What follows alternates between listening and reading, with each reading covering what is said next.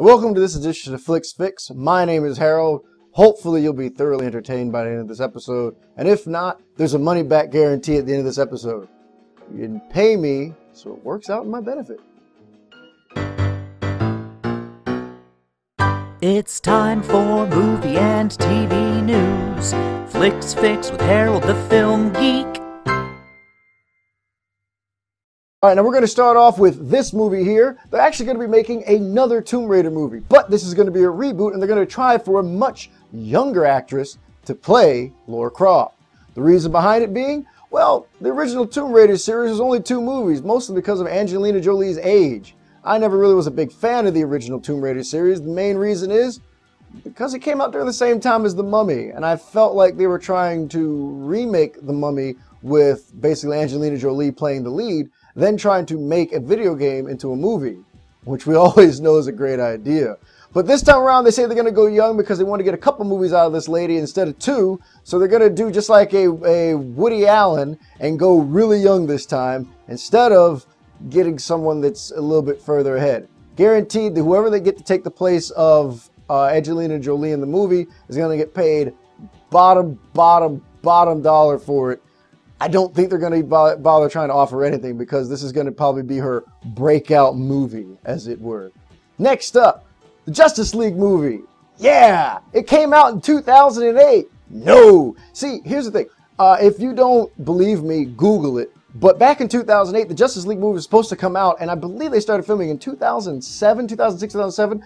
Originally, John Stewart was played by Common, and Armie Hammer, I don't know how to pronounce it, but this guy, he was supposed to play Batman. Now, here's the thing, is that Henry Cavill's playing Superman in the up-and-coming Superman movie that's coming out this summer, and now there's talks of Christopher Nolan getting involved. Now, originally, Christopher Nolan said, no way am I getting involved with the Justice League movie, but after several scripts have been thrown away, and no one's really interested in where they're going with the storyline, only thing they can confirm is Darkseid's the villain, Batman and Superman's going to be in it, and they can't confirm anybody else. So, Warner Brothers went up to him and said, okay, here's the deal. Remember what you did with Superman? You didn't really direct Superman, but you did help in the pre-production of Superman by helping us assemble some ideas. How about you do the same thing for the Justice League movie? And he said, all right. Now, here's where the problem comes in at. He's talking about getting Christian Bale to come back to play Batman. How is this possible? Now, the original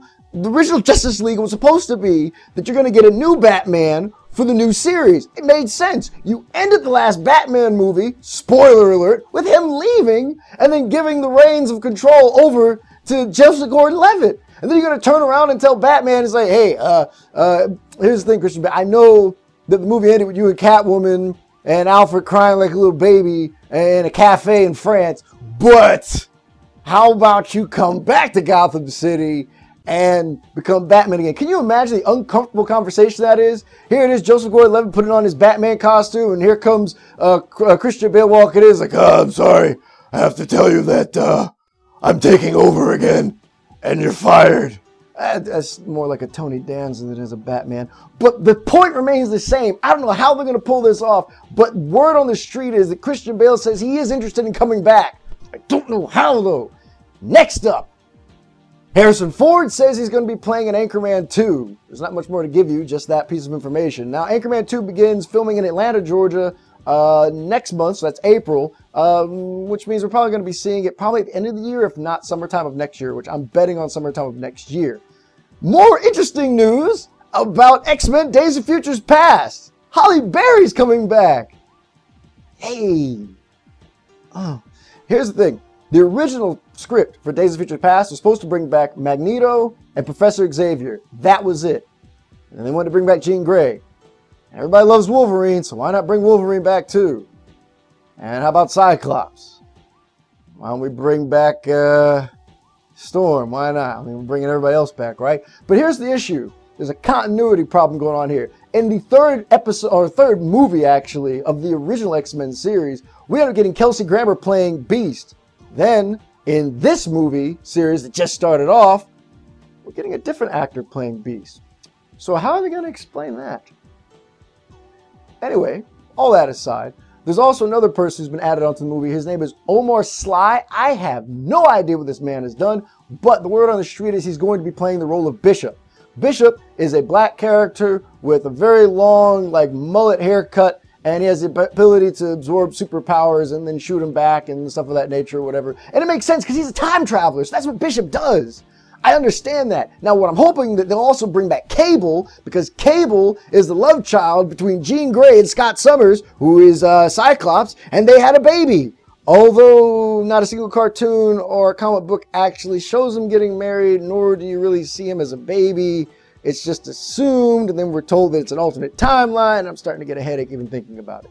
Moving on to the next thing. Joss Whedon says, Planet Hulk? No go. Here's the thing. I'm going to explain to you what the word on the street was about how the Avengers was going to go down. The end of the first Avengers ended with the Skrulls coming to Earth. Now, part 2 was supposed to be that the Skrulls were going to be fighting the Avengers, and Hulk goes crazy. He goes so crazy, in fact, they trick him onto a spaceship after the Skrulls go back into space, and boom, jettison him to outer space. But that's when we're going to get the Planet Hulk movie. When the Planet Hulk movie comes out, he's going to be on another planet. He becomes their king, just like in the Planet Hulk comic book series and the Planet Hulk movie that's on DVD and Blu-ray. And then he comes back to Earth in Avengers 3 to become the villain. But Joss Whedon says whoever made that up is telling bold-faced lies because that's not where Avengers 2 is going. He might be throwing us off the trail. I hope he is, because I think the idea of the Incredible Hulk becoming a character, one, you didn't like, and then 2, when Avengers came out, you're like, oh, I bet he's no good. And then by the end of Avengers, you wanted to see him in a movie. Then Joss Whedon says he's not getting a movie till after Avengers 2. It makes you wonder where this character's going to go. Just too much information. I just want him to just tell me where he's going, and I'll follow him. I'm tired of being led along.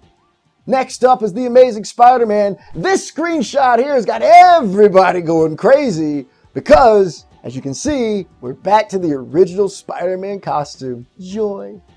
See, now here's the thing. The original Amazing Spider-Man movie, he was wearing this. Not a lot of people were happy with this. They said, what was this? And the Spider-Man that we had earlier, well, he had the traditional suit. So it's good to see that Sony was listening, and they've given us this suit. Happy about it?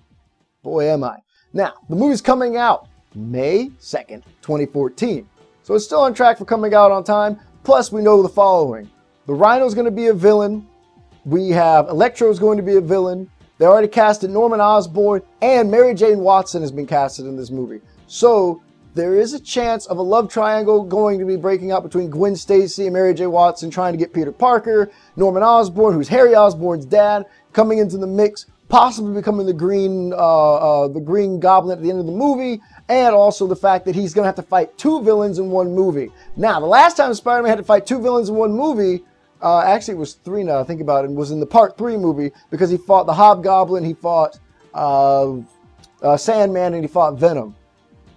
That wasn't so good. So I'm hoping that they're going to get the formula down right. I'm hoping Norman Osborn won't reveal himself as the Green Goblin until the end of the movie. And I'm hoping the fact that we're going to see some good action between the Rhino and Spider-Man. I'm looking forward to that. Anyways, guys, that's all the news I have for you right now. Now, I just want to give you a little piece of information that we are actually starting our own website. So I might not get all the news this time around, but don't worry, because here it comes. I'll be updating the website. See? So I might not cover everything now, but you'll find it on the website in case I didn't get to it in this episode. All right? So in all things, as I always end every episode, if I don't talk to you soon, I guess I have to talk to you later. Bye now. Whoa, I know I just finished an edition of Flix Fix, but check it out. You can subscribe to this channel too. Yeah, you can even like it. And if you want to bother me and tweet me all the time, my tweet information is located here. Or not. It's up to you.